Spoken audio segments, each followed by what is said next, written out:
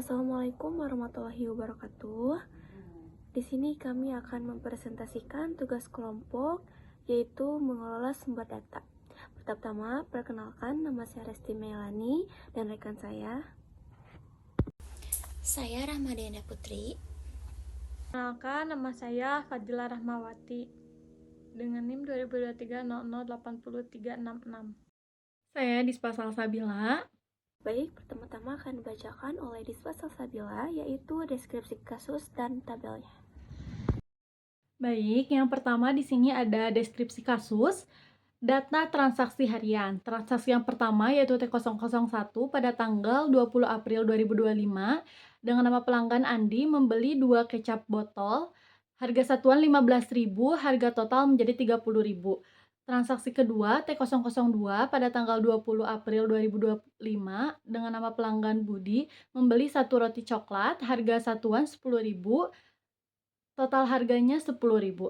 Kemudian transaksi ketiga T003 pada tanggal 21 April 2025 dengan nama pelanggan Citra membeli 3 kecap botol, harga satuan 15.000, harga totalnya menjadi 45.000. Kemudian transaksi terakhir T004 pada tanggal 21 April 2025 dengan nama pelanggan Dita membeli 1 jus apel dengan harga satuan 12.000, harga total menjadi 12.000. Nah, selanjutnya ada komentar media sosial. Komentar yang pertama yaitu K001 dari Copy Lovers pada tanggal 20 April 2025 dengan komentar kopi botolnya enak banget, bikin semangat kerja. Kemudian komentar selanjutnya K002 dengan username Roti Edik pada tanggal 20 April 2025 dengan komentar roti coklatnya keras dan kurang rasa, kecewa banget. Selanjutnya komentar ketiga yaitu K003 dengan username minuman segar pada tanggal 21 April 2025 dengan komentar jus apel lumayan segar tapi harganya agak mahal. Selanjutnya ada dari K004 dengan username Citra Cita pada tanggal 21 April 2025 dengan komentar pelayanannya cepat tapi kopinya tumpah pas diantar. Selanjutnya ada karakteristik data transaksi. Nah, karakteristiknya yaitu terstruktur, tersimpan dalam tabel dengan kolom tetap, kemudian data ini rapi dan mudah diolah menjadi DBMS tradisional. Selanjutnya ada sumber catatan internal perusahaan, volume kecil hingga sedang, dan juga contohnya pada transaksi T001, yaitu pelanggannya Andi dengan membeli 2 kecap botol, totalnya 30.000. Selanjutnya ada tabel perbandingan. Tabel perbandingan dari MySQL atau DBMS dengan Hadoop. Yang pertama yaitu ada dari aspek struktur data. DBMS ini terstruktur tabel dengan skema tetap, sedangkan Hadoop tidak terstruktur dan mendukung data besar dan beragam. Selanjutnya ada dari aspek volume. Untuk DBMS cocok untuk data kecil hingga sedang, sedangkan untuk Hadoop cocok untuk big data. Selanjutnya yang terakhir yaitu dari aspek kecepatan akses. Untuk DBMS cepat dan sederhana untuk data terstruktur, sedangkan untuk Hadoop lebih lambat tetapi efisiensi untuk pemrosesan batch. Selanjutnya akan disampaikan oleh Resti. Selanjutnya ada skema DBMS dan data transaksi. Yang pertama ada ID varchar primary key, yang kedua tanggal date, yang ketiga nama pelanggan, yang keempat produk, yang kelima jumlahnya, yang keenam harga satuan, dan yang terakhir total harga. Di sini juga ada skema Hadoop dan data media sosial. Nah, di sini kita akan membacakan komentar-komentar dan username-nya. Yang pertama, username-nya itu adalah Coffee Lover. Pada tanggal 2025 bulan 4 tanggal 20. Komentarnya itu, kopi botolnya enak banget, bikin semangat kerja. Yang kedua ada Roti Edik. Sama pada tanggal 20, roti coklatnya keras dan kurang rasa, kecewa banget katanya ya. Dan yang ketiga ada minuman segar dari username minuman segar. Dia pada tanggal 21 komentarnya jus apel lumayan segar tapi harganya agak mahal katanya. Dan yang terakhir ada cita-cita. Pada tanggal 21, komentarnya pelayanannya cepat, tapi kopinya tumpah pas diantar. Di sini juga ada create external table komentar.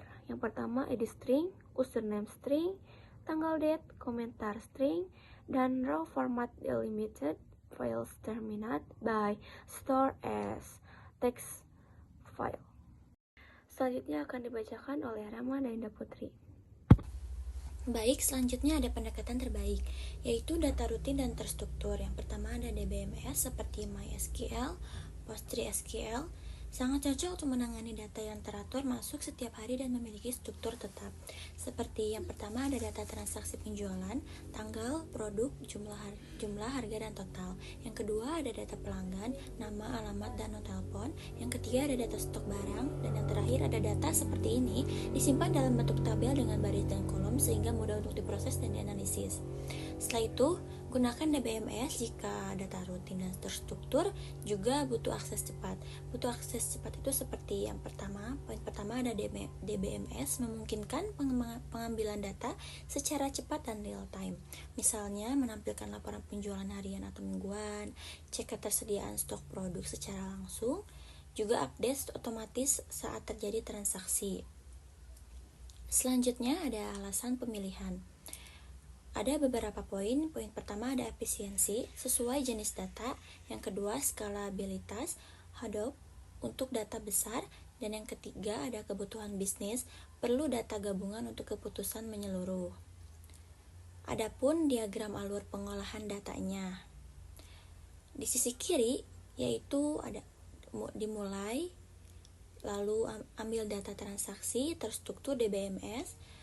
Setelah itu proses pembersihan data, validasi, duplikasi, dan setelah itu simpan di database SQL-nya. Sedangkan di sisi kanannya yaitu ambil komentar media sosial tidak terstruktur Hadoop. Juga setelah itu pembersihan dan normalisasi, stop word, emoji, dan sebagainya. Lalu disimpan di data lake Hadoop. Lalu terbentuklah integrasi data berdasarkan produk atau waktu. Setelah itu, analisis data terpadu, pola pembelian dan sentimen konsumen, lalu laporan dan visualisasi dashboard, grafik, dan sebagainya, dan selesai. Selanjutnya, pengembangan sistem informasi terdiri dari beberapa, yaitu yang pertama ada SDLC, perencanaan, analisis, pencangan, implementasi, juga penggunaan.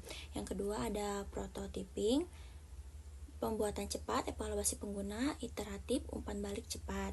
Yang ketiga ada end user dev, dikembangkan oleh pengguna akhir, minim dukungan teknis, dan cocok untuk aplikasi sederhana. Dan yang keempat ada outsourcing, dikerjakan oleh pihak luar, efisiensi biaya, hemat SDM dan waktu, resiko jika tidak dikelola dengan baik. Mungkin cukup sekian dari saya. Terima kasih. Selanjutnya akan dijelaskan oleh Padil. Baik, selanjutnya akan dibacakan oleh saya. Dan yang terakhir ada penutup. Penutup dibagi menjadi 3, yaitu yang pertama ringkasan pendekatan integrasi data, yang kedua pentingnya pemilihan teknologi, dan yang ketiga ada siap untuk mendukung pengambilan keputusan berbasis data. Penutup ringkasan pendekatan integrasi data. Pendekatan integrasi data yang digunakan adalah dengan menggabungkan data terstruktur dari transaksi penjualan menggunakan DBMS dan data tidak terstruktur dari komentar media sosial menggunakan Hadoop. Misalnya, data pembelian kopi botol oleh pelanggan Citra T003 dapat dikaitkan dengan komentar akun @cita yang menyebutkan bahwa kopinya tumpah saat diantar. Melalui integrasi ini, perusahaan bisa memahami tidak hanya seberapa banyak produk terjual, tetapi juga bagaimana kualitas produk dan layanan yang dirasakan oleh pelanggan. Yang selanjutnya ada penutup pentingnya pemilihan teknologi. Pemilihan teknologi sangat penting agar pengelolaan data efisien dan sesuai dengan karakteristiknya. DBMS seperti MySQL cocok digunakan untuk data transaksi karena datanya rutin, terstruktur, dan hanya perlu diakses cepat. Sementara Hadoop lebih cocok untuk data komentar yang tidak terstruktur dan jumlahnya besar, seperti teks bebas dengan emoji, opini, atau saran pelanggan di media sosial. Kombinasi keduanya membantu mengolah data dari dua sisi secara optimal. Selanjutnya ada penutup, siap untuk mendukung pengambilan keputusan berbasis data. Dengan kedua jenis data tersebut diolah dan disatukan, perusahaan akan memiliki gambaran menyeluruh beberapa produk yang terjual, produk mana yang banyak dikeluhkan, hingga aspek layanan yang perlu ditingkatkan. Misalnya, meskipun jus apel hanya terjual 1 kali, T004, komentar minuman segar menunjukkan harga yang dirasa mahal. Ini menjadi insight penting untuk evaluasi harga. Dengan pendekatan ini, perusahaan lebih siap untuk mengambil keputusan yang tepat berdasarkan data nyata dari pasar.